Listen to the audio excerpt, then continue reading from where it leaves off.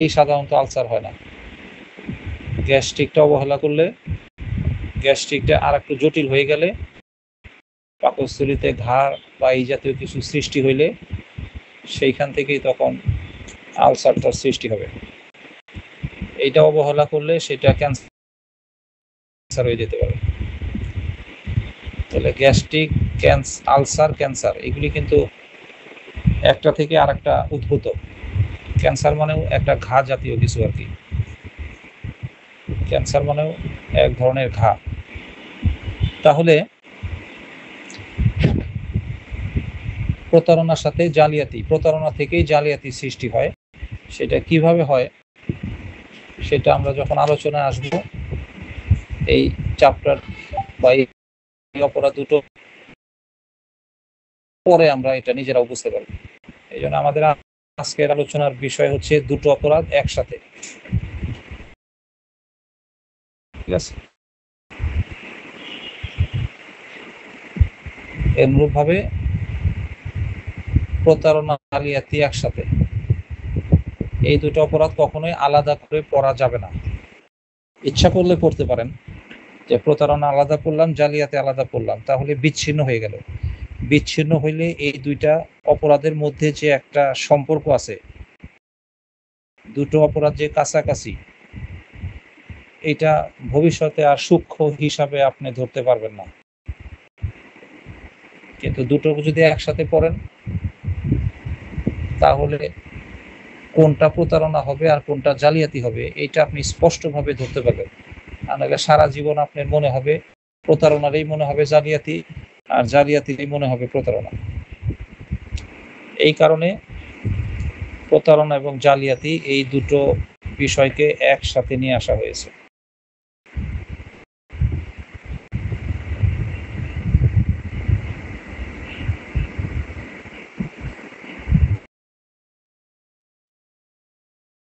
ইংরেজি কি বলেন?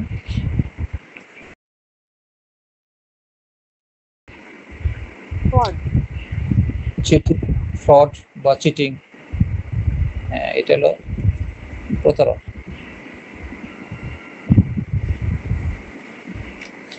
আর জালিয়াতি ইংরেজি কি? ফরজারি। হ্যাঁ, তাহলে ইংলিশটা নিজেরাও একটু শিখতে পারেন। আমারে বা আমার সহায়তাটা নিয়েন ওই জায়গাটাই যেটা আপনি সহজে বুঝতে পারবেন না বা সহজে পেতে পারবেন না।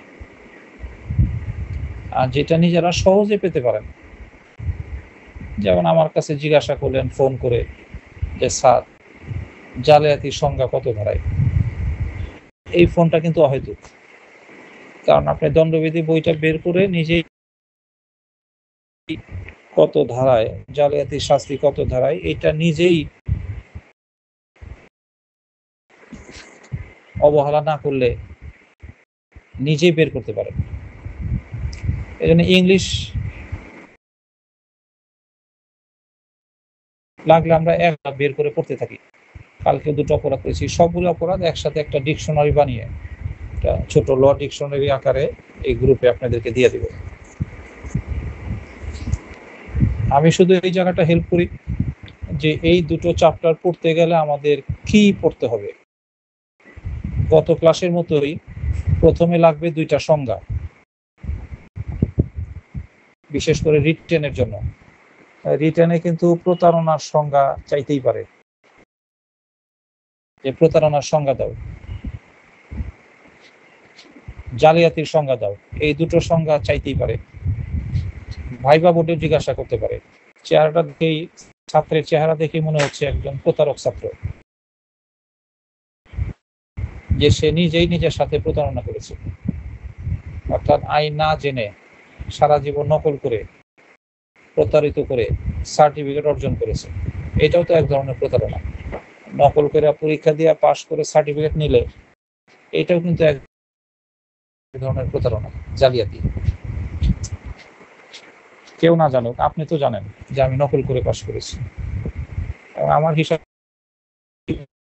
ওই সার্টিফিকেট চাকরি পান আর পান, আর ওই বেতনের টাকা আপনার পেটে যায়, তাহলে ওই টাকাও হারাম হবে।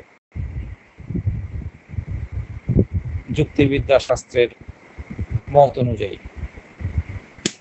জীবনের শুরুই তো হারাম দিয়ে, আপনি পাশ করাটাই নকল দিয়ে, তাহলে জীবনের শুরুই তো হারাম। পুলিশ নিজে ঘুষ দিয়ে চাকরি নিয়েছে, চাকরি দিয়ে একজন করবে সারা জীবন, এটা কি হালাল হবে? হারাম হবে। কারণ তার এই ঘুষের কারণে একটা সাধারণ কৃষকের ছেলে বঞ্চিত হয়েছে।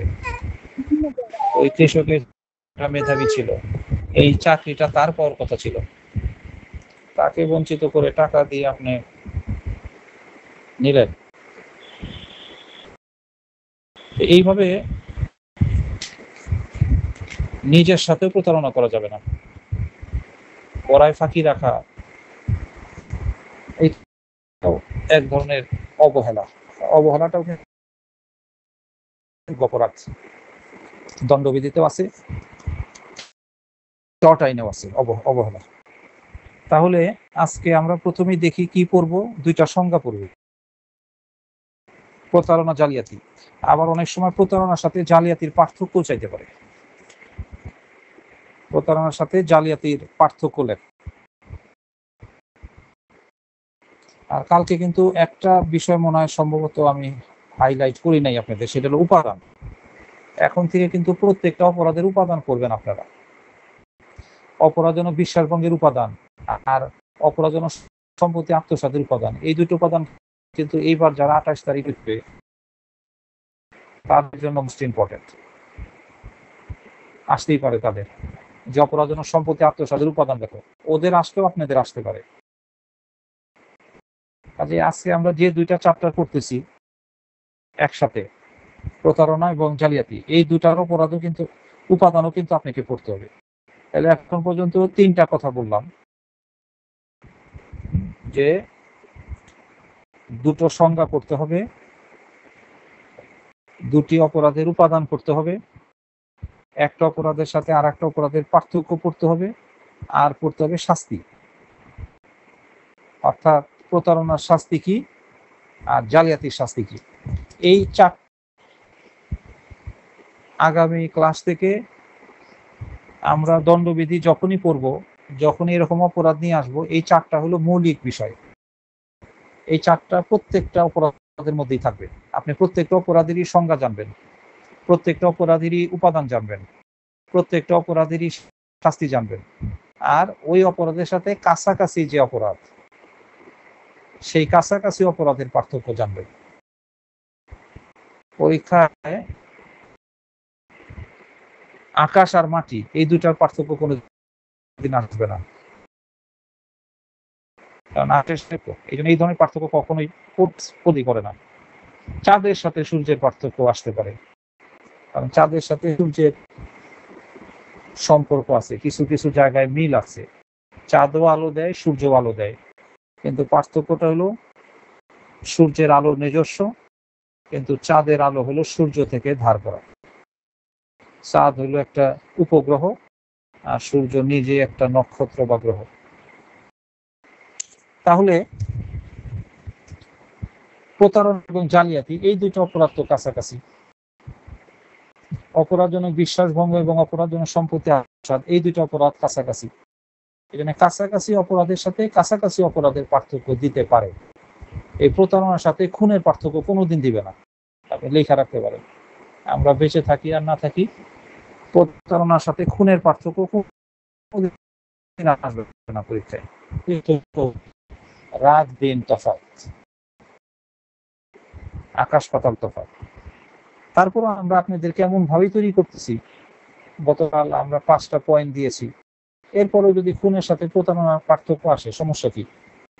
আমরা তো দুইটারই সংজ্ঞার ধারা জানি, দুইটারই সংজ্ঞা শিখব, দুইটারই শাস্তির ধারা জানি, দুইটার শাস্তির পরিমাণ জানি, দুইটারই শাস্তির পরিমাণ মাত্রাগত পার্থক্য জানবো। খুনটা তো অবশ্যই প্রতারণার চেয়ে গুরুতর অপরাধ, এটা তো আর না পড়লে বলা হয় যে প্রতারণা আর খুনের মধ্যে বড় অপরাধ হলো খুন। মৌলিক 5টা ভিত্তি তো আমি রচনা করেই দিয়েছি আপনাদের, এই জন্য আমাদের তো কোনো সমস্যা নেই।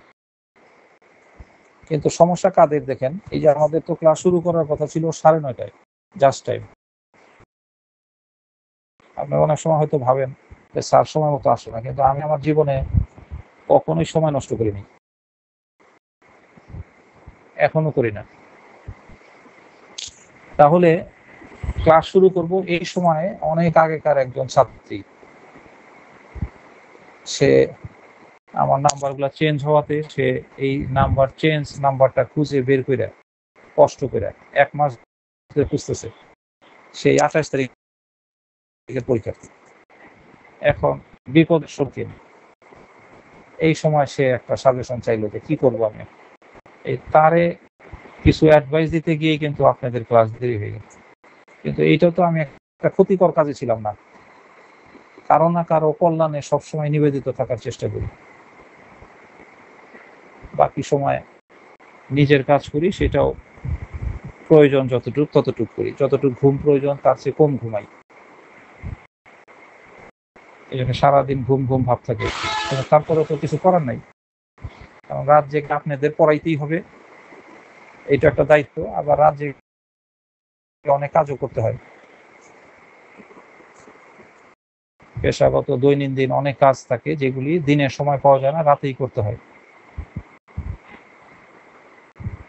খাওয়া দাওয়া দ্রুত করে ফেলি, কারণ আপনাদের ক্লাস শেষ করে খাবো, কিন্তু খাওয়ার পরে হয়তো থাকতে পারে যারা একটা জরুরি কাজ অথবা আর একটা বেসের ক্লাস এরকম হইতে পারে। তাহলে সেই অবস্থায় খাওয়া দাওয়া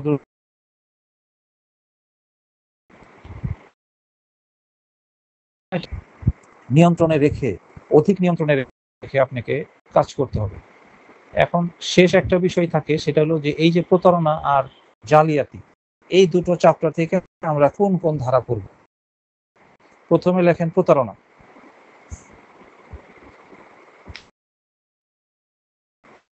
আপনি কি কি ধারা পড়বেন, যে ধারাগুলো পড়লে আপাতত যথেষ্ট হবে। কেউ যদি আমার প্রশ্ন করেন স্যার আরো বেশি ধারা পড়া যায় কিনা, এই জায়গায় আমি একটা উত্তরই বলবো যে 511টা ধারাই তো আছে দণ্ডবিধির, এই 511টা ধারাই পড়তে পারেন। কিন্তু সবগুলি সাবজেক্টের সবগুলি ধারা পড়লে তো আপনি মনে রাখতে পারবেন না। এই জন্য আগে আমাদের পড়তে হবে যেগুলি না পড়লেই না, আর যেগুলি পড়লে আমার মোটামুটি ভাবে এমসিকিউ তো আমার 100-র মধ্যে 100 দরকার নেই, এমসিকিউতে 100-তে 100 দরকার নেই, এমসিকিউতে 60 থেকে 70 পাইলেই আপনাকে মহা খুশি হইতে হবে। এটা হলো পাস ফেলের পরীক্ষা, এটা কোনো প্রতিযোগিতার পরীক্ষা না। আপনি ফার্স্ট হইলেও আপনার কেউ এখানে এসে একটা প্রাইজ দিয়ে যাচ্ছে না, বা প্রেস ক্লাবে নিয়ে আপনাকে একটা সংবর্ধনা দিবে না। তাইলে আপনার দরকার হলো পাস ফেল। তাইলে এই পাস ফেলের পরীক্ষায় আমি যদি প্রতারণা সবগুলা ধারা নাও পড়ি, বা বিভিন্ন সাবজেক্ট থেকে সবগুলা ধারা নাও পড়ি, তাতে আমার 60-70% কমন পড়ে যাবে, 30% আমার কমন নাই পড়বে। আর কেউ যদি কোনো সাজেশন নেই, তার জন্য সাজেশন হলো দণ্ডবিধি 511টা ধারাই। তার জন্য তামাদি আইনের 29টা ধারাই গুরুত্বপূর্ণ, তার জন্য 64টা ধারাই গুরুত্বপূর্ণ, তার জন্য সাক্ষ্য আইনের 167টা ধারাই প্রয়োজন। কিন্তু সাথে সাথে আমাদের দেখতে হবে যে এত লোড আমরা নিতে পারবো কিনা। উত্তর হবে পারবো না। এই কারণে প্রতারণা থেকে আমাদের কি পড়তে হবে, লেখেন ধারা 415, ধারা 415,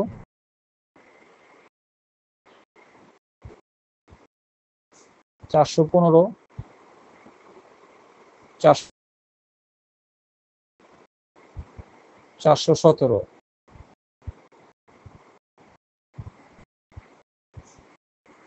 418 না পড়লেও চলবে আপাতত, 419 পড়তে হবে। তাহলে 415, 416 যেগুলো বাধ্যতামূলক করতে হবে সেগুলো আমি বলে দিচ্ছি। 417, 419, 420 পড়তে হবে বাধ্যতামূলক।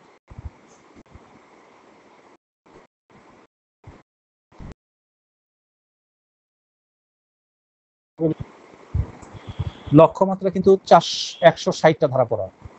আমরা কিন্তু লক্ষ্যমাত্রা এগিয়ে যাচ্ছি। 160 কিলোমিটার রাস্তা আমাদেরকে অতিক্রম করতে হবে। বরিশাল যাবেন, 160 কিলোমিটার ধরে নেন। তাহলে এর মধ্যে কিন্তু আমরা 16 কিলোমিটার পথ পার হয়েছি। গত দুটো ক্লাসে আমাদের 16টা ধারা নিয়ন্ত্রণ, এখানে কয়টা আসে? তাহলে এইগুলাকে প্রত্যেকটারে একটা করে কিলোমিটার ধরেন। এইভাবে 116 কিলোমিটার অতিক্রম করলে আপনার গন্তব্যে আপনি পৌঁছাইতে পারবেন, অর্থাৎ দণ্ডবিধি সম্পর্কে আপনার একটা প্রয়োজনীয় জ্ঞান হবে। পর্যাপ্ত জ্ঞান আমি বলবো না, পর্যাপ্ত জ্ঞান মানে হলো 511টা ধারার উপরেই জ্ঞান, এটা হলো পর্যাপ্ত জ্ঞান। প্রয়োজনীয় ধারণার কথা বলেছি, প্রয়োজনীয় ধারণা হবে আর কি। তাহলে কি কি ধারা পড়তে হবে? যে কোনো একজন তানিয়া আক্তার বলেন। তানিয়া আক্তার, 3 জন আছেন এখানে।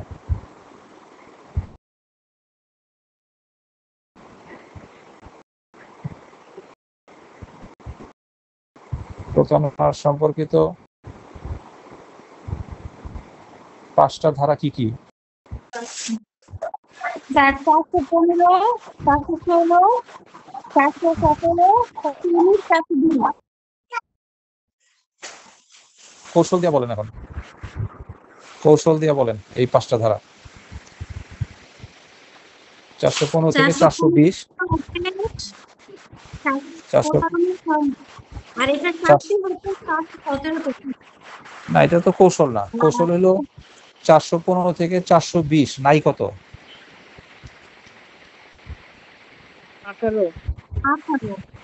18টা শুধু নাই।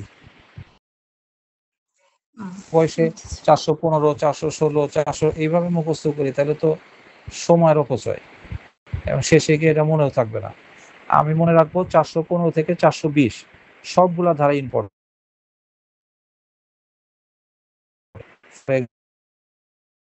না কোনটা? except section 18, 418 কৌশল দিয়ে সহজে মনে থাকবে। এবং দণ্ডবিধিতে প্রতারণা নামের যে এটা কিন্তু এই 415 থেকে 420 পর্যন্ত এই 6টা ধারাতেই কিন্তু প্রতারণা সম্পর্কে আলোচনা করা হয়েছে। 511টা ধারার আর কোথাও প্রতারণা সম্পর্কে কোনো আলোচনা নাই। এইটাও কিন্তু একসময় আপনাদের জানতে হবে। দেখা গেল আপনার একটা প্রতারণার মামলা আসলো, তখন আপনি আইন সম্পর্কে পর্যাপ্ত জ্ঞান নেওয়ার জন্য 415 থেকে 420 পর্যন্ত সবগুলা ধারা বারবার পড়তে থাকবেন, বারবার দেখতে থাকবেন যদি প্রয়োজন হয় আর কি দেখার। কিন্তু যে 415 থেকে 420 ধারা ছাড়া আর কোনো ধারায় প্রতারণার কথা নাই, তাহলে তো আপনি অন্যান্য ধারাও খোঁজা শুরু করবেন। অন্যান্য ধারা তল্লাশি দেওয়ার জন্য যে সময় নষ্ট হবে এবং শেষে পরিশ্রান্ত হয়ে যাবেন, অসুস্থ হয়ে যাবেন এবং এক পর্যায়ে অনীহা চলে আসবে এবং শেষকালে আপনি কথা বলবেন এই নবাব সিরাজউদ্দৌলার মতন যে হায়রে অবাগা দেশ, আর আপনি বলবেন আইন পড়া অনেক কঠিন। কিন্তু নবাব সিরাজউদ্দৌলা যে জীবনে অনেক বোকামি করছে, নবাব সিরাজউদ্দৌলার জীবনের শুরু থেকে শেষ পর্যন্ত বোকামি কারণেই তো মীর জাফর চান্স পেয়েছে। মীর জাফরে সে চিনতে পারেনি কেন? এটা একটা বোকামি না চিনা কেন তারে এত সুযোগ সুবিধা দিয়ে তার কাছে রাখছে? বা মীর জাফর তার ক্ষতি করতে পারে, অনেক লোক তাকে বুঝাইছে, কিন্তু কিছুই সে বুঝে নেই। এই বোকামির কারণে সে মার্ডার হয়েছে। তাহলে প্রতারণা থেকে 4টা ধারা, 5টা ধারা কৌশল দিয়ে আমরা পড়বো। আর যদি আপনার মন চায় যে এতগুলি ধারা পড়লাম, মাঝখানে নিঃসঙ্গ অবস্থায় একা একটা ধারা, ওই ধারাটারও এক নজর একটু দেখা রাখলেন। সবগুলি ধারাই পড়লাম, প্রতারণা থেকে তো আর কোনো চাপ, আর কোনো ধারা নাই। 415 থেকে 420 পর্যন্ত 6টা ধারায় প্রতারণা সম্পর্কে বিস্তারিত বিধান। এইটুকু যদি জ্ঞান থাকে, আমাদের যদি পরীক্ষায়, লিখিত পরীক্ষায় প্রতারণা থেকে কোনো প্রশ্ন আসে, প্রতারণা চ্যাপ্টার থেকে কোনো প্রশ্ন আসছে, এই জায়গায় কিন্তু আপনি একটা আইনগত ভূমিকাও দিতে পারেন, যে আমরা জানি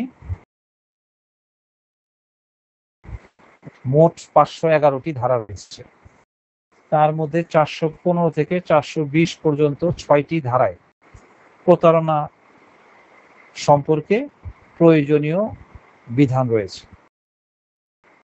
তাইলে তো একটা আইনগত ভূমিকা পাওয়া গেল আর কি। এই জন্য প্রতারণা এই অপরাধটার জন্য দণ্ডবিধিতে 6টা ধারা নির্দেশিত রয়েছে। এই 6টা নির্দেশিত ধারা হচ্ছে 415, 420। একটা একটা করে ধারা পড়ার বয়স এখন না, একবারে করে ফেলবেন। 415 থেকে 420, এর মধ্যে 418টা হচ্ছে লেস ইম্পর্টেন্ট, গৌণ। তৃতীয় দফার গুরুত্বপূর্ণ। এই 5টা ধারা করার পরে, সকল সাবজেক্ট শেষ করার পরে যেমন থাকে, ইন দ্যাট কেস আপনি 418 ধারাটা পড়তে পারেন। এবার আসেন দয়া করে জালিয়াতি চ্যাপ্টারে। জালিয়াতি চ্যাপ্টারেও ধারাগুলি কত আমি আগে প্রথমে এভারেজ বলে দিই। 463 থেকে 489 পর্যন্ত। জালিয়াতিটা হলো 463 হতে 489 ধারা। কয়টা ধারা হয় এরকম সহজ বিয়োগ কেউ করতে পারেন কিনা? অনেকে তো আবার হাতে গুনে গুনে বিয়োগ করবেন। এই 489 থেকে 463টা কিন্তু সহজ, 1 সেকেন্ডে বিয়োগের ফলাফল গুলো দেওয়া যায়।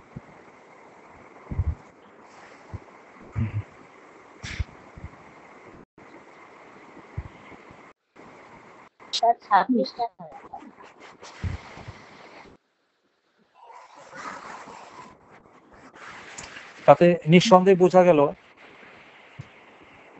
যে একটা বড় আলোচনা। জালিয়াতি চ্যাপ্টারের আলোচনাটা কিন্তু বড়,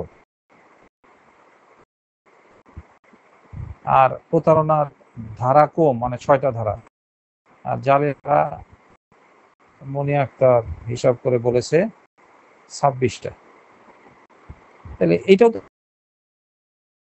পার্থক্য আসে। পার্থক্য তো আসলে নিজের গবেষণা লব্ধ পার্থক্য হবে, কিন্তু আমরা একটা গাইড বই, বাজারের বই কিনে ওই সস্তা লিখেছে, ওই লেখাটা দিয়ে আমার মেধাকে বিকশিত করার চেষ্টা করি। সস্তা মানের লেখা দিয়ে মেধারে বিকশিত করবেন, এটাকে কি কখনো সম্ভব বলে ধরা যেতে পারে? কখনো এটা সম্ভব না। এই জন্য পড়াশোনাটা করতে হবে গবেষণা ধর্মী। এখন আপনি পার্থক্যের গবেষণা, এইমাত্র আমরা যে গবেষণা করে পেলাম সেটা যদি লেখেন যে দণ্ডবিধি 1860-এ প্রতারণার চেয়ে জালিয়াতির আলোচনা বড়, এই দুইটার মধ্যে আলোচনার পরিসরটা বড়, বলেন তো কোন চ্যাপ্টারের বা কোন অপরাধের আলোচনার পরিসর বড় বলেন? জালিয়াতি। কেমনে বুঝলেন আপনি জালিয়াতির আলোচনার পরিসর বড়? কিভাবে বুঝছেন? শাস্তির দিক থেকে প্রতারণা হচ্ছে 1 বছর। না ওইটা তো আমি বোঝাচ্ছি না। এখন আমি বলতেছি যদি একটা পার্থক্য আসে আমরা এটাও লিখতে পারি যে দণ্ডবিধিতে বর্ণিত প্রতারণার চেয়ে জালিয়াতির আলোচনার পরিসর বড়। কারণ দেখাই দিবেন। কারণ 415 থেকে 420, পক্ষান্তরে জালিয়াতির ধারা হচ্ছে 463 থেকে 489 পর্যন্ত 26 ধারা। তাহলে 6টা ধারা বেশি না 26টা ধারা বেশি বলেন? এইমাত্র যে একটা গবেষণালব্ধ পার্থক্য বললাম, এটা কি আপনি বাংলাদেশের কোনো বইয়ে আমাদের খুঁজে দেখাতে পারবেন? কোনো বই লিখতে পারবেন? বলতে পারেন না। চোর মানে কেউ যদি কোনো মতো একটা বই লেখে, ওই বইটারই কপি করে 2 নম্বর লেখক লেখে, 3 নম্বর লেখক লেখে হইলো ওই আগে 2টারে চুরি করে, 4 নম্বর লেখক লেখে আগে 3টারে চুরি করে। তার মানে একটা কথাও, একটা পার্থক্য তাদের নিজস্ব খুঁজে পাবেন না। ঘুরে ফিরে দেখবেন সব বইয়ে যা লেখছে তাই লেখছে।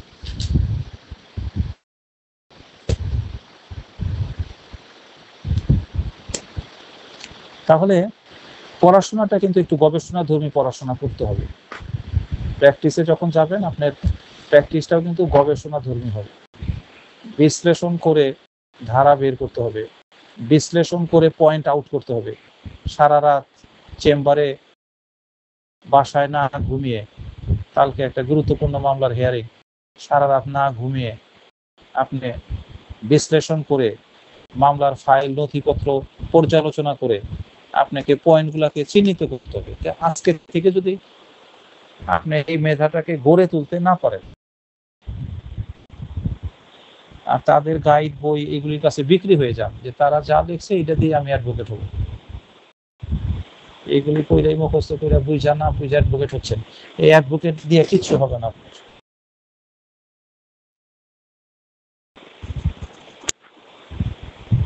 ডাক্তার হিসেবে যেমন সবাই সফলতার মুখ দেখে না, সবাই জনপ্রিয় ডাক্তার হইতে পারে না, উকিল হিসাবে সবাই একবার আইনজীবীর কাছে গেলে আর জীবনে ওই আইনজীবীর কাছে ওই লোক অন্তত পক্ষে আর যাবে না, কারণ সে তার চরিত্র এবং মেধা দুইটাকেই কিন্তু মাপতে শিখে গেছে। এখন আর দ্বিতীয় মামলা নিয়ে যাবে না। আর যদি মেধা থাকে তাহলে বারবার যাবে। এই জায়গায় হলো পার্থক্যটা। এই জন্য মেধার একটা বিকাশ কিন্তু এখন থেকে ঘটাইতে হবে। আমি যতটুকু পারতেছি, আমি নিজেও যে একদম অসাধারণ একটা মেধাবী লোক এটাও না, তারপর আমার যতটুকু মেধা আছে সেটা দিয়ে আপনাদেরকে গড়ে দেওয়ার চেষ্টা করতেছি। কারণ শিক্ষকরা হচ্ছে মানুষ গড়ার কারিগর, এটা নিজেরাই বলেন, শিক্ষক মানুষ গড়ার কারিগর। তাহলে মানুষ হিসাবে গড়ে না দিতে পারলে তাহলে আর শিক্ষক এলাম কি? এই জন্য বিশ্লেষণ করলে যা পান এই জায়গাগুলো কিন্তু এখন থেকে আপনাকে আনতে হবে। তাইলে 26টা ধারা অবশ্যই, তাহলে জালিয়াতির আলোচনার পরিসরটা দণ্ডবিধিতে বেশি, আর প্রতারণার আলোচনার পরিসরটা কম। এই কথা বলবেন না, বলবেন জালিয়াতির চেয়ে তুলনামূলকভাবে কম। এখন জালিয়াতি থেকে 26টা ধারা পড়লে তো আর জান বাঁচবে না, আমাদের মানও বাঁচবে না।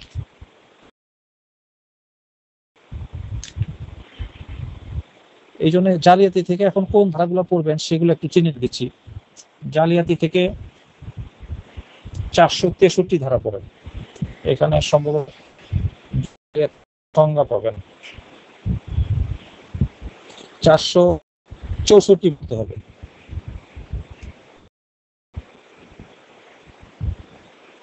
463, 464, 465 জালিয়াতির শাস্তি, এটা করতে হবে। তাহলে 465 জালিয়াতির সংজ্ঞা, 463 আর জালিয়াতির শাস্তি হলো 465। 464-তে অন্য একটা কিছু আছে, মিথ্যা দলিল প্রস্তুত করা।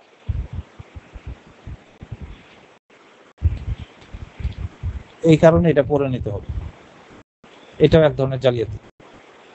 তাহলে 464, 465 পড়তে হবে। এরপরে ড্রপ দিয়ে যেতে পারেন 468-তে সরাসরি। 468 আমি যে ধারাটা প্র্যাকটিক্যাল, বার কাউন্সিল প্রশ্ন করার সময় দণ্ডবিধি থেকে শুধু না, যে কোনো সাবজেক্ট থেকে যে ধারাগুলো প্র্যাকটিক্যাল, যে ধারাগুলির সাথে আমাদের বাস্তবের সম্পর্ক বেশি, যে ধারাগুলির উপরে আমাদের মামলা আইন আদালতে কার্যকারিতা বেশি, ওই ধারাগুলোর উপরে প্রশ্ন আসে। এই জন্য আমি কিন্তু 66, 67 এগুলো আপাতত অ্যাভয়েড করলাম, কারণ এই ধারাগুলির কার্যকারিতা বা প্রয়োগ, অ্যাপ্লিকেশন বা প্রয়োগ, এটা কিন্তু খুব কম। 468 পরে 471,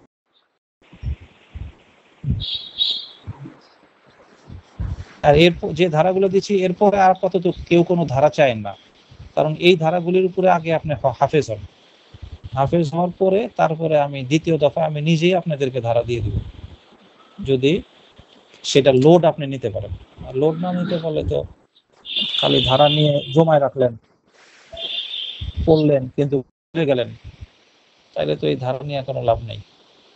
তাহলে 471-এর পরে আর একটা ধারা নিতে পারেন 477 ক।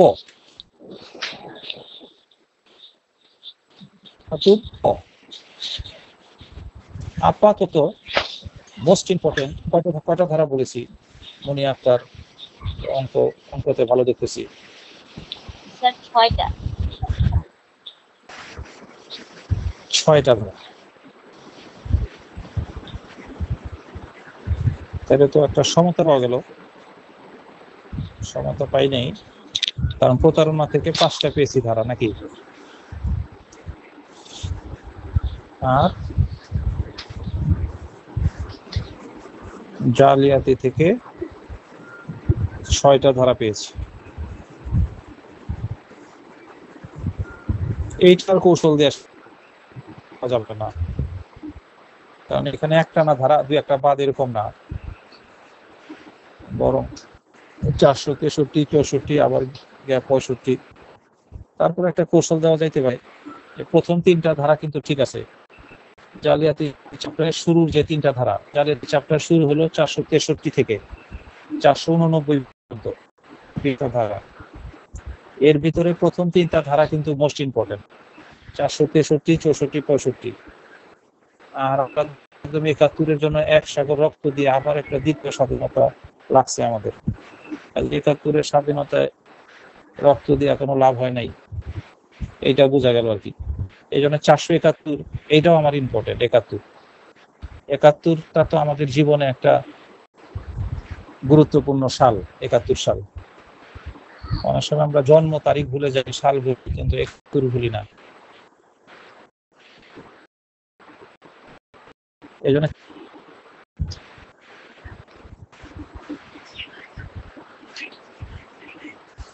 আমাদের আজকের আলোচনা থেকে আমরা জানলাম যে আমাদেরকে 11টা ধারা পড়তে হবে। প্রতারণা চ্যাপ্টার থেকে 5টা, আর জালিয়াতি চ্যাপ্টার থেকে 6টা। এই 11টা গত ক্লাসে 16টা ধারার সাথে গিয়ে যুক্ত হবে। তাহলে গত 2 ক্লাসের ধারা 16টা যোগ 11 কয়টা হলো?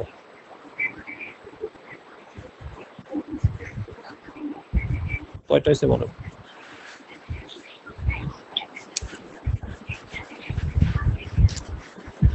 16 কত? 27 নাকি? 27টা ধারা। তাহলে আমাদের দণ্ডবিধিতে পড়তে হবে 160টা ধারা। 160টা ধারারে 7 ভাগ করলে কত হয় বলেন? 160টা ধারাকে 7 ভাগ করলে কত হয়?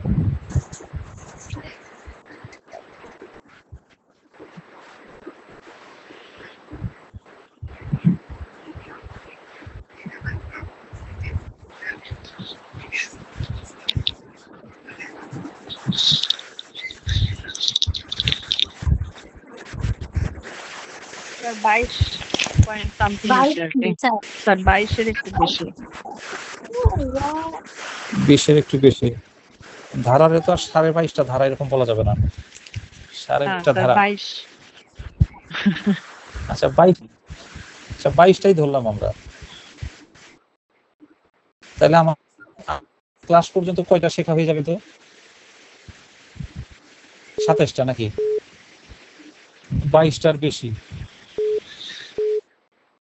আপনাদের একটা কথা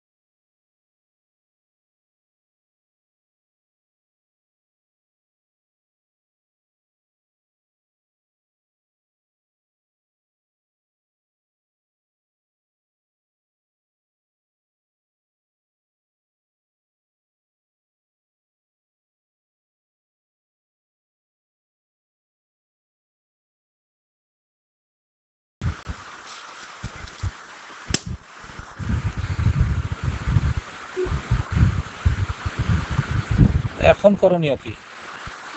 এখন করণীয় হলে একটাই, বাসায় পাখির মতো এই জায়গায় কিন্তু একটু কথা বলতে পারে যে পাখি, কোন কোন পাখি কথা বলতে পারে বলেন তো? স্যার ময়না। কেন কেন ময়না কি কথা বলতে পারে বলেন তো? ময়না পাখিকে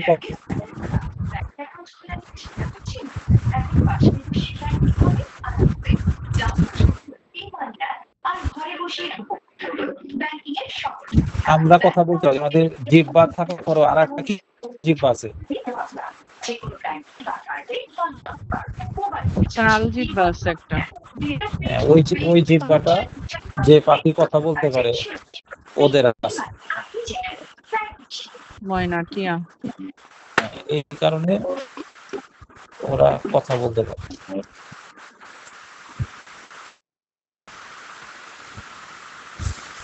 এই ময়না পাখি হয়ে যেতে হবে। ময়না কয়েক প্রজাতির আছে, সব ময়না কথা বলতে পারে এরকম না। একটা ময়না প্রজাতি হলে এই ময়না পাখির মতন এই ধারাগুলা কিন্তু মুখস্থ করে ফেলতে হবে, এবং কোন ধারায় কি আছে চোখ বন্ধ করে কোন সময় যাতে আপনি বলতে পারেন। তাহলে এখন এই 11টা ধারা আমরা শেখার একটা চেষ্টাটা দুই ভাগে ভাগ করব। একটা ভাগ হবে এই 11টা ধারার মধ্যে কোন কোন ধারায় সংজ্ঞা আছে আর কোন কোন ধারায় শাস্তি আছে। এই 11টা ধারাকে এখন আমরা এই দুটো ভাগ করব, সংজ্ঞার ধারা কোনগুলি আর শাস্তির ধারা কোনগুলি।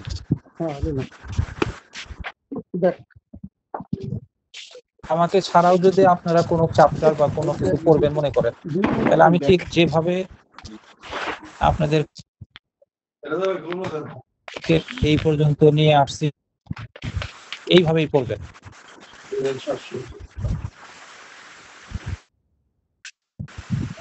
একটা পর্যায়ে এই দুটো চ্যাপ্টার থেকে কি ধারা পড়তে হবে সেগুলা চিহ্নিত করবেন। এগুলো আমি চিহ্নিত করে দিয়েছি আপনাদের।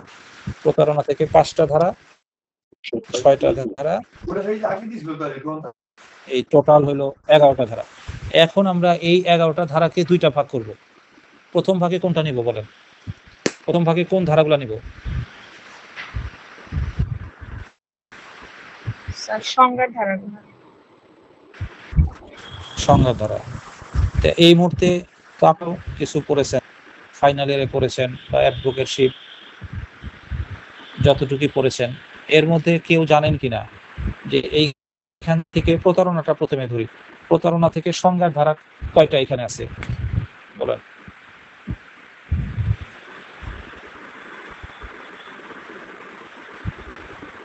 প্রতারণা থেকে সংজ্ঞার ধারা কয়টা আছে? 5টা ধারার মধ্যে দুটি ধারা। 415 প্রতারণার সংজ্ঞা। আর কোনটা সংজ্ঞার ধারা বলতেছেন? আমি কিন্তু এখন ছাত্র হয়ে গেছি আপনাদের। 416 না 417, একটু ভালো করে বলেন। 17 তো শাস্তি। 17 শাস্তি। এই তো তাই একটা না, 20 তো শাস্তি 7 বছর। একটাই হবে স্যার, প্রতারণার সংজ্ঞায় 415-তেই এটাই প্রতারণার সংজ্ঞা। আরেকটা সংজ্ঞা অন্যের রূপ গোপন করে বা ধারণ করে প্রতারণা, এটাও সংজ্ঞার মধ্যে পড়ে। হ্যাঁ হ্যাঁ হ্যাঁ স্যার, হ্যাঁ। না আমি তো অস্বীকার করতেছি না, তাহলে স্যার আমি শুধু একটু অপরের রূপ ধারণ করবে। আমি একটু হালকা বাড়ি দেওয়ার চেষ্টা করলাম, কিন্তু আপনারা সেই জায়গা থেকে বিচ্যুত হয়ে গেলেন কেন? আমি তো কেউ না, আমিও বলতে পারি, ভুল করি। এইটা আপনাকে মনে রাখতে হবে। স্যার বললেই যে একদম কখনোই ভুল করবে না এরকম চিন্তা করলে কিন্তু প্র্যাকটিস হবে না। আপনি যেটা জানেন সেইটাই একমাত্র সঠিক জানা, এই আত্মবিশ্বাস নিয়ে কোর্টে যেতে হবে আর কি, যে আমি যেটা জানি সেইটাই সঠিক। মিথ্যা জানলেও এই মিথ্যাটাই সঠিক, এইভাবে প্র্যাকটিসে যেতে হবে আর কি। তাহলে অবশ্যই 416তে কি আছে? অন্যের রূপ ধারণপূর্বক প্রতারণা। অন্যের রূপ পূর্বক প্রতারণা। তাইলে এখন যদি আপনাকে প্রশ্ন করে যে প্রতারণার সংজ্ঞা কত ধারায়, তাইলে 415।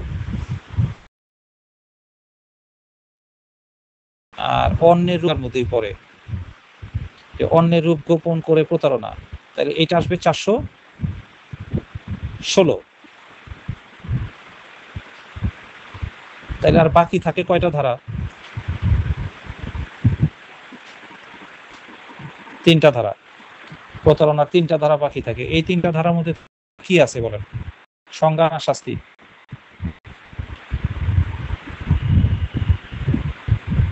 শাস্তি। শাস্তি। 416 ধারাটা যদি আপনারা বের করেন, এই ক্লাস শেষ করার পরে লাগলে বই বের করবেন, দণ্ডবিধি বই বের করলে ওইখানে কিন্তু দেখবেন যে অপরের রূপ ধারণ পূর্বক প্রতারণা এই পর্যন্ত লেখা আছে, কিন্তু অপরের রূপ ধারণ পূর্বক প্রতারণার শাস্তি, এই শাস্তি কথাটা কিন্তু নাই।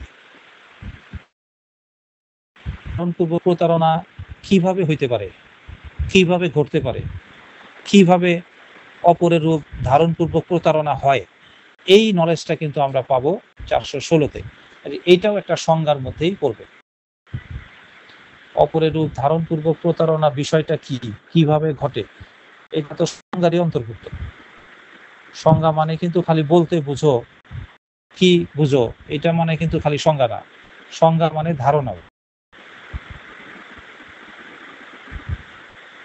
লিটন স্যারের সংজ্ঞা দাও, পরীক্ষায় প্রশ্ন আসলো লিটন স্যারের সংজ্ঞা দাও, তাহলে লিটন স্যার বলতে বুঝি এটা শুধু না, লিটন স্যার সম্পর্কে একটা ধারণা দিবেন, তাইলে হবে যে উনি একজন আইনের শিক্ষক, উনি একজন আইনজীবী, ওনার দেশের বাড়ি টাঙ্গাইল, বাসা রামপুরা, মানে আমার সম্পর্কে ধারণা দেওয়াটাও সংজ্ঞার মধ্যেই পড়বে। এই 415 আর 416 এই দুইটা হচ্ছে প্রতারণার সংজ্ঞা এবং অপরের রূপ ধারণ করে প্রতারণার সংজ্ঞা।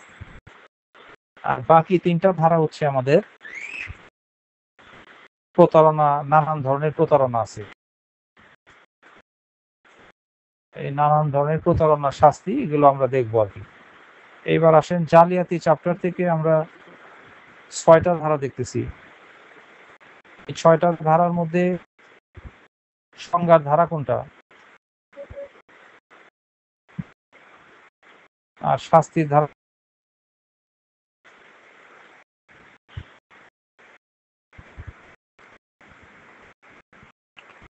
এইখানেও 2টা ধারা, 463 এবং 464। এই 2টা ধারা হলো সংজ্ঞার ধারা, আর বাকি 4টা ধারা হলো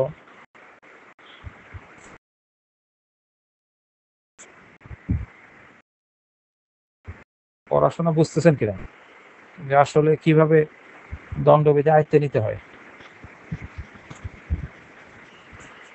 অর্থাৎ কনস্ট্রাকটিভলি গঠনমূলকভাবে একটা চ্যাপ্টারের উপরে অনেকক্ষণ পড়াশোনা করতে হবে, বিভিন্নভাবে আপনাকে বিশ্লেষণ করে পড়তে হবে।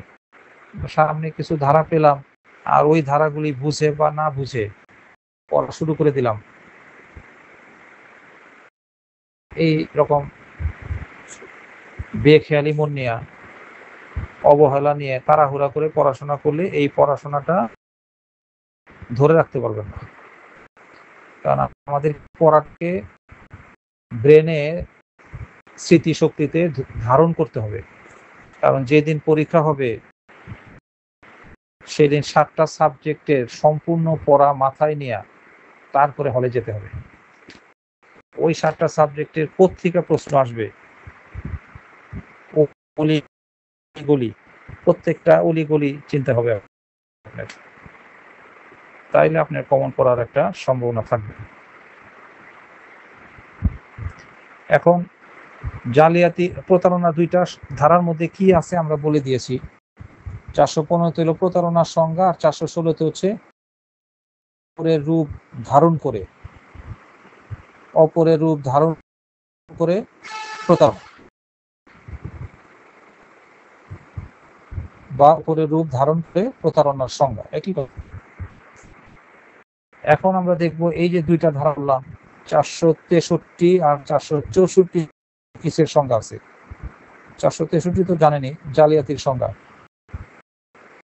কিন্তু 464তে কিসের সংজ্ঞা আছে এই সংজ্ঞাটার নাম লেখেন মিথ্যা দলিল প্রণয়নের সংজ্ঞা। মিথ্যা দলিল সংজ্ঞা, মিথ্যা দলিল প্রণয়ন। প্রশ্ন যে মিথ্যা কি বলবেন আপনি, বলেন। আবার আপনি এটাও বলতে পারেন যে এই জালিয়াতি করতে গিয়ে আবার মিথ্যা দলিল প্রণয়ন আসলো কেন। জালিয়াতি বিষয়টাই হইলো আসলে মিথ্যা দলিল প্রণয়নের মাধ্যমে হয়। প্রতারণা হইল মুখে মুখে,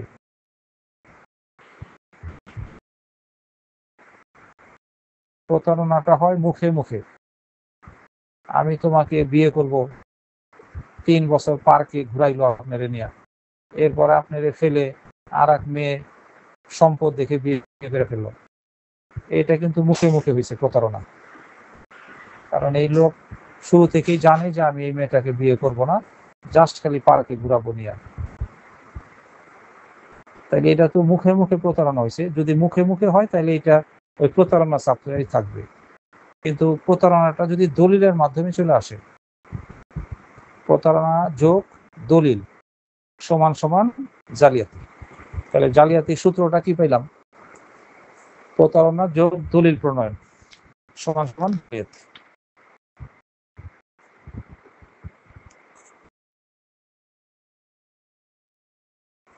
সমান সমান জালিয়াতি।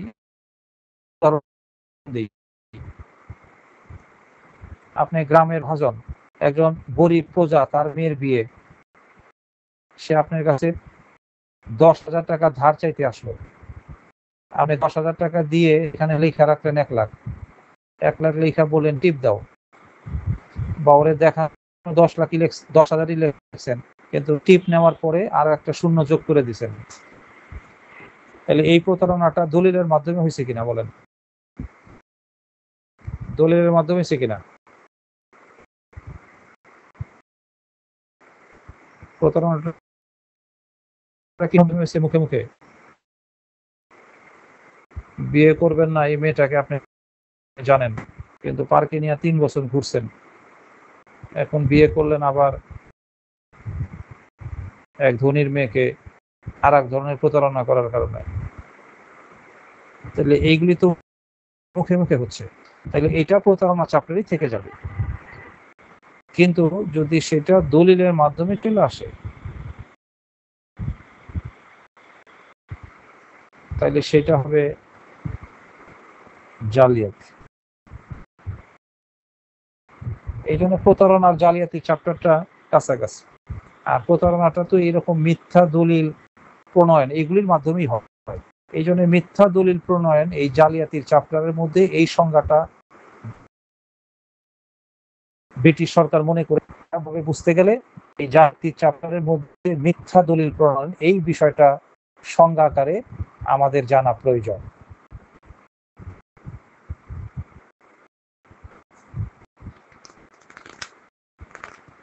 তাহলে মিথ্যা দলিল প্রণয়নের সংজ্ঞা হলো 464-তে। তাহলে আমরা কিন্তু ধীরে ধীরে লক্ষ্যে পৌঁছাইতে হবে, এক লাফে তো আর গাছে ওঠা যায় না। লক্ষ্যেও এক চান্সে যাওয়ার চেষ্টা করবেন। আমরা প্রথম 11 ধারা নিয়েছি, এখন আপাতত আমাদের 4টা ধারা নিয়ন্ত্রণে আসলো কিনা বলেন। অপরাজিতা ম্যাডাম কথা বলেন, পাবনার মেয়ে।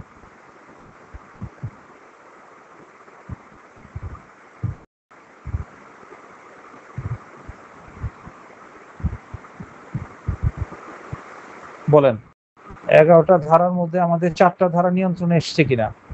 সংজ্ঞার 4টা ধারা, এই সংজ্ঞার 4টা ধারা কে না দেখে বলতে পারবেন বলেন? সংজ্ঞা, হ্যাঁ প্রতারণা 415, এটার সাথে একটু কষ্ট করে প্রতারণার সংজ্ঞা 415, এই সংজ্ঞা কথাটা সংজ্ঞা কথাটা কিন্তু বাজাইতে হবে, আর নাহলে এক সময় এই 415 কি সংজ্ঞা ধারণা শাস্তির দ্বারা এইটা পেশ লাগবে। এই জন্য মুখস্থ করার সময় মুখস্থ করবেন 415 প্রতারণার সংজ্ঞা, 416 অপরের রূপ ধারণ পূর্বক প্রতারণার সংজ্ঞা, 463 জাতি, 400 জালিয়াতির সংজ্ঞা, আর 464 হলো মিথ্যা দলিলের সংজ্ঞা। মিথ্যা দলিলের সংজ্ঞা তুলি নেই, মিথ্যা দলিলের কোন সংজ্ঞা দণ্ডবিধিতে দেওয়া নেই। মিথ্যা দলিল প্রণয়নের সংজ্ঞা বলছি আমি। মিথ্যা দলিলের সংজ্ঞা আর মিথ্যা দলিল প্রণয়নের সংজ্ঞা দুইটা কি এক কথা মনে করেন আপনি? মিথ্যা দলিলের সংজ্ঞা আর মিথ্যা দলিল প্রণয়নের সংজ্ঞা কি এক? তাহলে পড়ার সময় কিন্তু তৈরি করা, হ্যাঁ, তাইলে পড়ার সময় আর বলার সময় দুইটার সময়ই সতর্ক থেকে পড়বেন এবং বলবেন, আর যা আছে তাই বলতে হবে। মিথ্যা দলিল প্রণয়নের সংজ্ঞা সঠিকভাবে চারটা কে বলতে পারবেন বলেন? চারটা ধারার চারটা সংজ্ঞা সঠিকভাবে কে বলতে পারবেন? অপরাজিতা ম্যাডামও বলেছে 80% সঠিক হয়েছে, 20% কম বা ভুল হয়েছে আর কি, কিন্তু 100% নিখুঁত ভাবে কি করবেন? স্যার আমি বলবো? কাজে আমরা যখন, অবশ্যই বলবেন, বললে তো আমি মহা খুশি। 415-তে হচ্ছে প্রতারণার সংজ্ঞা, আর 416-তে হচ্ছে অপরের রূপ ধারণ পূর্বক প্রতারণার সংজ্ঞা, আর 463-তে হচ্ছে জালিয়াতির সংজ্ঞা, 464-তে হচ্ছে মিথ্যা দলিল প্রণয়নের সংজ্ঞা। হ্যাঁ, অসংখ্য ধন্যবাদ। আর এটার সাথে গতকালের দুইটা সংজ্ঞা যোগ করে 6টা বলতে পারবেন, আর দুইটা যোগ করবেন, কালকে পড়ার থেকে দুইটা বের করেন। অপরাধজনক সম্পত্তি আত্মসাতের সংজ্ঞা কত ধারায়? 403-এ। 403-এ। আর অপরাধজনক বিশ্বাসভঙ্গের সংজ্ঞা 405। প্রথম ক্লাসে যে পাঠিয়েছিলাম, আমার শালাটা হাসপাতালে ছিল, ক্লাস নেই না, কিন্তু পড়া পাঠিয়ে দিয়ে রাখছি যাতে পড়াটা অব্যাহত থাকে। ওই জন্য কিন্তু 10টা ধারা পড়ার জন্য আপনাদেরকে নির্দেশ দিয়েছি যে ধারাবাহিকতাটা বজায় থাকুক, এরকম একটা নির্দেশনা দিয়ে আপনাদের 10টা ধারা পাঠিয়েছিলাম। আচ্ছা, দণ্ডবিধিতে তো বিভিন্ন ধরনের অপরাধের নাম পাবো। দণ্ডবিধির প্রথম অপরাধটার নাম কেউ বলতে পারবেন? দণ্ডবিধির একদম প্রথম অপরাধটার কি নাম?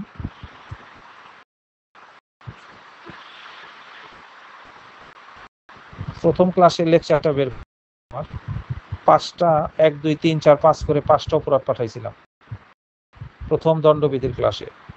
প্রথম অপরাধটার নাম ছিল অপরাধের সহায়তা বা প্ররোচনা। কত ধারা? সংজ্ঞা কত ধারা? 107 ধারা। 107 ধারা। এইটা হলো আপনার মার্জিন।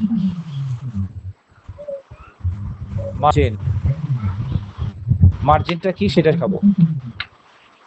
সবকিছুর কিন্তু একটা মার্জিন আছে। আমাদের জীবনের মার্জিন হলো 40 বছর বয়সে। 40 বয়স পর্যন্ত আমাদের শরীর গঠন হইতে থাকে, মেধা বুদ্ধি বিল্ড আপ করতে থাকে। 40 পার হয়ে 40 বছর একদিন হয়েছে। এই একদিন থেকে আবার এগুলি সব হইতে থাকবে, দাঁত পড়ে যেতে থাকবে, চুল সাদা হইতে থাকবে, শরীর ভেঙে যেতে থাকবে, মৃত্যুর দিকে এগিয়ে যেতে থাকবো। তাহলে 40 বয়স হলো মার্জিন বয়স, এবং ঠিক এই বয়সেই আমাদের হযরত মুহাম্মদ সাল্লাল্লাহু আলাইহি সাল্লামকে একদম কাটায় কাটায় এই 40 বছর বয়সে ওনাদের নবুয়ত দেওয়া হয়েছে। এই কারণেই আর কি, কারণ 40 বছর বয়সে মানুষের একটা পরিপূর্ণতা আসে জ্ঞান বুদ্ধির দিক থেকেও।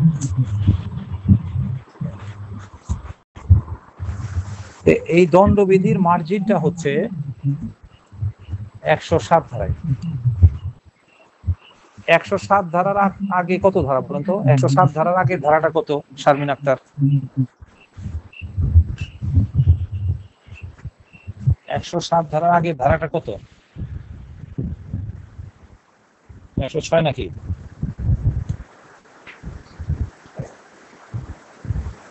জি, 106 ধারা। এই 106 ধারা পর্যন্ত কিন্তু দণ্ডবিধিতে এক অপরাধের সংজ্ঞাও নাই, একটা অপরাধের নামও নাই। 106 ধারা পর্যন্ত কি আছে আপনারা জানেন, বিভিন্ন বিষয়ের ব্যাখ্যা আছে, ব্যতিক্রম আছে। এই যে সাধারণ ব্যতিক্রম, তার আগে সাধারণ ব্যাখ্যা।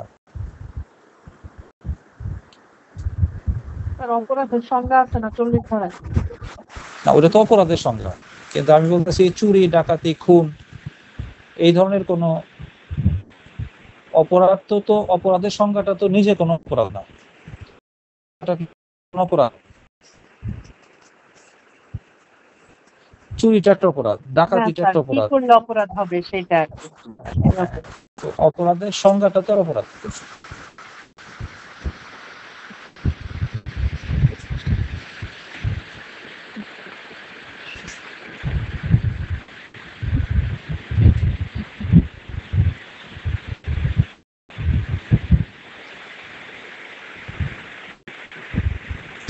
তাহলে আমাদের দণ্ডবিধির অপরাধের সংজ্ঞা, বিভিন্ন প্রকার অপরাধের নাম শুরু কিন্তু 107 থেকে, এবং 107 ধারায় হলো দণ্ডবিধির প্রথম অপরাধটার নাম। এটা কিন্তু ভাইবা বোর্ডে জিজ্ঞাসা করতে পারে যে দণ্ডবিধিতে বর্ণিত প্রথম অপরাধটার কি নাম, তখন কি আপনি বলবেন প্রতারণা? প্রতারণা বলবেন কিনা বলেন? জি না স্যার।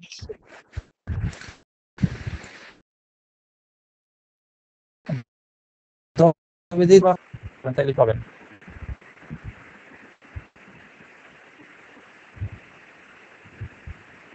ষড়যন্ত্র নাকি অপরাধমূলক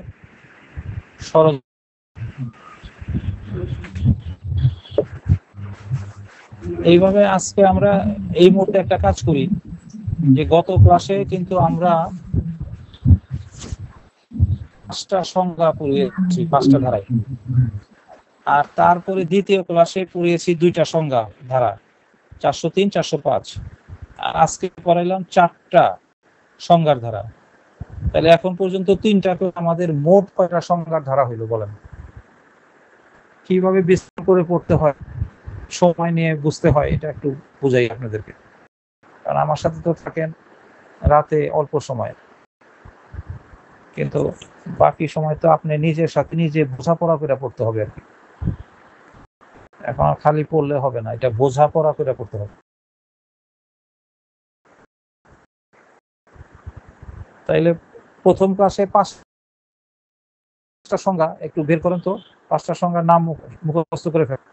অপরাধের সহায়তা, ওইটা আর একটা প্রতিশব্দ আছে, অপরাধের সহায়তা বা প্ররোচনা একই কথা। 2 নম্বর ছিল অপরাধমূলক ষড়যন্ত্রের সংজ্ঞা, তাহলে 2টা গেল। রাষ্ট্রদ্রোহিতার সংজ্ঞা ছিল, বেআইনি সমাবেশের সংজ্ঞা আর হলো দাঙ্গা, রাইটিং। তাহলে 5টা সংজ্ঞা, আর পরের ক্লাসে ছিল 2টা, অপরাধজনক সম্পত্তি আত্মসাৎ, অপরাধজনক বিশ্বাসভঙ্গ, আর আজকে হলো 4টা। তাইলে 5, 2, 7 আর 4, 11। আমরা এই 3টা ক্লাসে কিন্তু 11টা সংজ্ঞার ধারার নিয়ন্ত্রণে নিয়ে আমাদের 22টা এমসিকিউ এখানে আছে। সংজ্ঞা 11টা, কিভাবে 22টা হবে? যে রাষ্ট্রদ্রোহিতার সংজ্ঞা কত ধারায় বলেন, কত ধারায় রাষ্ট্রদ্রোহিতার সংজ্ঞা?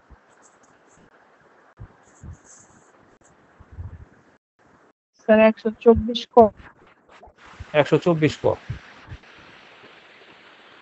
যখন যেটা পড়াই সেটাই পড়েন, তাইলে কিন্তু বোঝা গেল যে আপনি কিছুই পড়েন না, কারণ এই পড়াগুলিতে আমি আগে দিয়ে রাখছি। এই সময় কিন্তু চিন্তা ভাবনা ছাড়া একদম ঠোঁটের আগায় আপনাদের এটা থাকা উচিত ছিল, ঠোঁটস্থ আর কি। ঠোঁটস্থ মানে ঠোঁটের আগায় থাকা। তাহলে ছোটস্থ রাখতে হবে পড়া। আপনি যে মাথায় রাখবেন, হৃদয়ে রাখবেন, চিন্তা করতে রাষ্ট্রদূতার সংখ্যা কত দ্বারা এটা চিন্তা করতেছেন কয়েক সেকেন্ড, এটা করতে করতেই প্রশ্ন করে দিবে যে অপরাধমূলক ষড়যন্ত্রের শাস্তি কি। তখন আপনি এটা বলবেন না ওইটা বলবেন, আবার ওইটা চিন্তা করতে করতে আবার আর এক প্রশ্ন করে দিবে। চিন্তারও খুব একটা সময় পাবেন না, এই জন্য ছোটস্থ করতে হবে পড়া। ভাইভাতে এমন প্রস্তুতি নেন যে একদম ছোটস্থ হাফেজ, কোরআনে হাফেজ।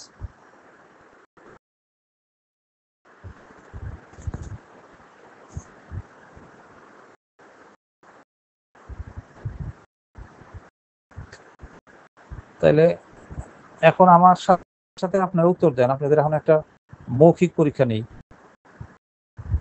মৌখিক পরীক্ষা নেই, না দেখে বলেন, না দেখে মৌখিক প্রশ্ন করতেছি, আর আপনারাও না দেখে মৌখিক উত্তর দেন। প্রথম প্রশ্ন হইল,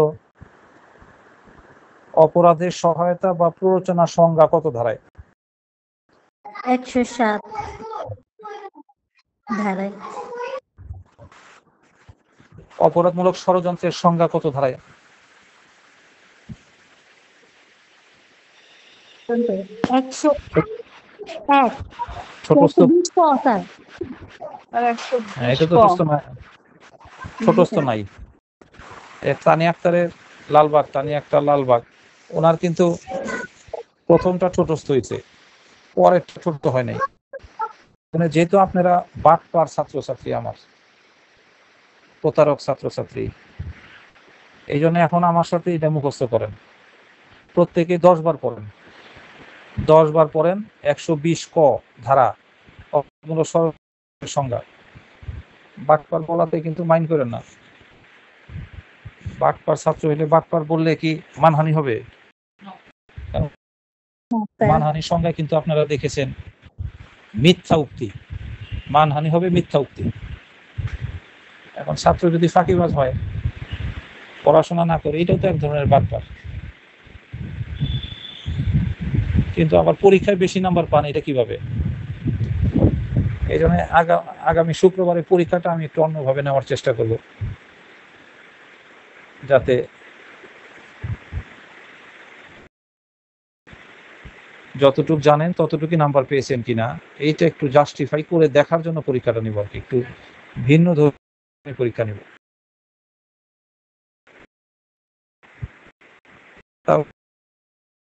এটা মুখস্থ করেন সবাই 10 বার, যে অপরাধমূলক ষড়যন্ত্র 120 ক 120 ক 120 ক 120 ক ক ক এইভাবে করতে হয়, নিয়ম হলো এই।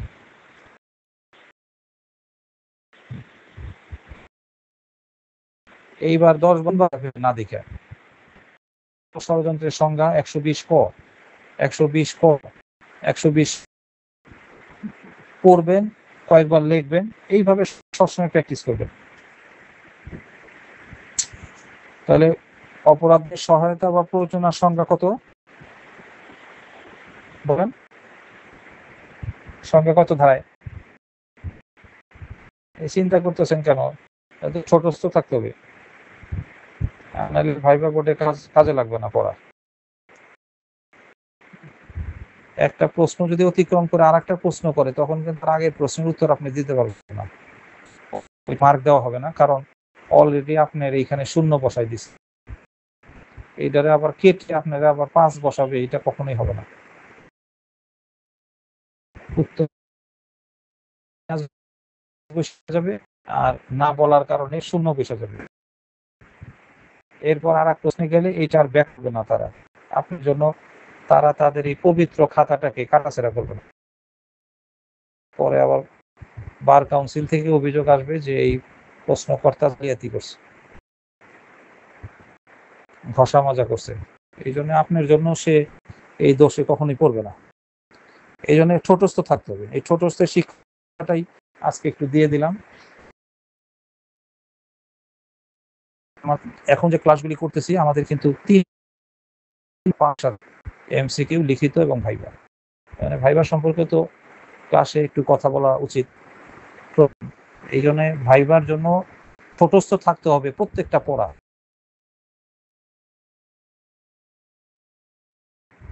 কারণ আপনি যদি পাশে ঠোঁটস্থ আপনি হবেন না কেন? ছোট না থাকতে পারেন তাইলে তো ধরা পড়বেন যে নিশ্চয়ই আপনি জালিয়াতি করে পাস করছেন। এমসিকিউ এর সময় মাথা ঘুরাইছেন অথবা হলে যাওয়ার পরে চুক্তি করে ফেলছেন যে আমি যা জানি সেটা তোমারে জানাবো আর তুমি যা জানো এমসিকিউ সেটা আমার উত্তর। এইভাবে অনেকে চুক্তি করে এমসিকিউ পাস করে। এইগুলি একটা ধরা পড়বে আর কি, ছোটস্থ যদি না থাকে। তাহলে এইবার একটানে বলি আর আপনার একদম ছোটস্থ উত্তর দিয়ে দেন। আমিও ছোটস্থ প্রশ্ন করতেছি, দেখেন। প্রথম বলেন অপরাধমূলক সহায়তা বা প্ররোচনার সংজ্ঞা কত ধারায়? আমি কিন্তু প্রশ্ন করব খুব দ্রুত। অপরাধমূলক ষড়যন্ত্রের সংজ্ঞা কত? 120 রাষ্ট্রদ্রোহিতার সংজ্ঞা কত ধারায়? 124 দাঙ্গার সংজ্ঞা কত ধারায়? 146 ধারা। অপরাধজনক বিশ্বাস ভঙ্গের সংজ্ঞা কত ধারায়? 405।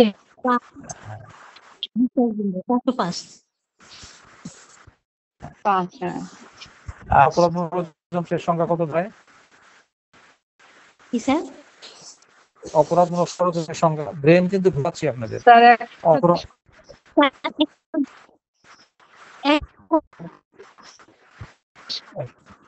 124 হইল কেন তানিয়া আক্তার? এই ভুলটাই। তাহলে এইভাবে কিন্তু প্রশ্ন করতে হবে, ঝটপট উত্তর। এরকম একটা অনুষ্ঠান দেখেন কিনা, ঝটপট উত্তর। ইন্ডিয়াতেও একটা হয়, দাগিরি ব্যাটসম্যান ছিল।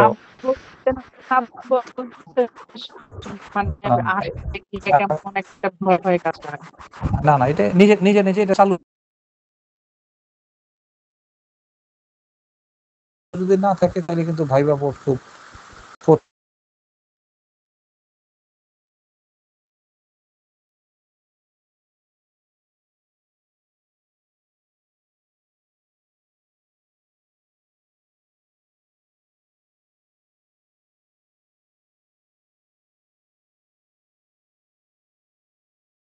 তাহলে যারা আজকে বলতে পারতেছেন না, বলতে যে পারতেছেন না, এটাও একটা শিক্ষা যে দুই তানিয়া বলতে পারতেছে কিন্তু আমরা বলতে পারতেছি না বা বলতেছি না।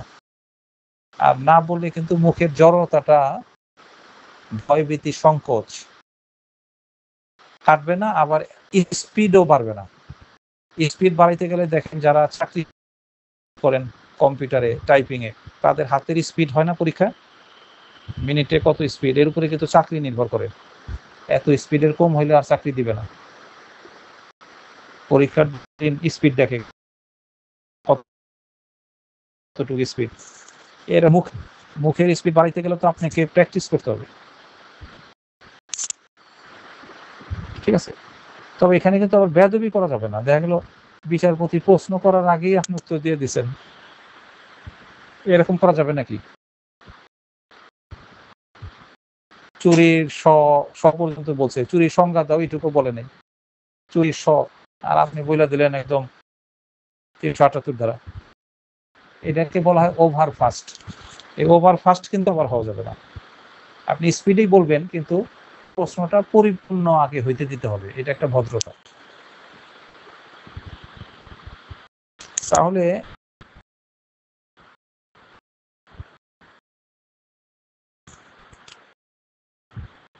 বলেন জালিয়াতির সংখ্যা কত ধারায়?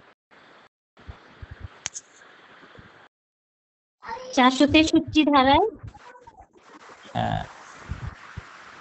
অপরের রূপ গোপন করে প্রতারণা সংজ্ঞা বা প্রতারণা কত ধারায়? 464। না না, মিথ্যা দূর গেলেন কেন তানিয়া আক্তার? মিথ্যা দলিল করা। এইবার একটু উল্টায় প্রশ্ন করি। তাহলে আমাদের 11টার সংজ্ঞার ধারা বেরিয়েছে, এখন আরো উল্টা 11টা করি, তাহলে এখানে কিন্তু 22টা এমসিকিউ। এখন হলো ধারা দিয়ে প্রশ্ন করব, আপনারা বলবেন এই ধারায় কি আছে।